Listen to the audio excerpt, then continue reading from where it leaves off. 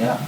The tragic global toll of the COVID-19 pandemic is nearly 3 times higher than the official count. That's according to a new report out Thursday from the World Health Organization, showing there were almost 15 million excess deaths associated with COVID-19 in the past 2 years, while recorded fatalities were at about 5.4 million.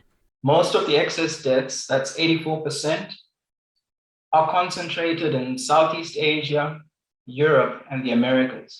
The WHO's tally takes into account those who died of COVID, as well as those who died as an indirect result of the crisis, like those who couldn't access health care for other conditions like cancer, when hospitals were packed.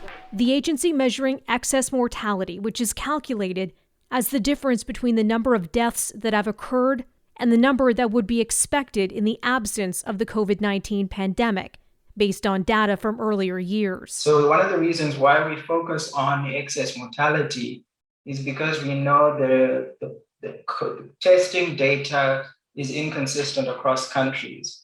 WHO officials also say men accounted for 57% of the estimated deaths, and older adults were disproportionately affected.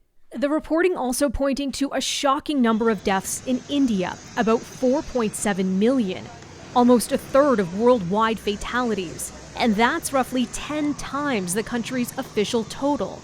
The Indian government not on board. It's pushing back and criticizing what it calls the WHO's questionable methods. The WHO's Assistant Director General for Analytics says the pandemic has illuminated staggering data gaps in countries. Too much is unknown and there is too much delays in getting life and death information.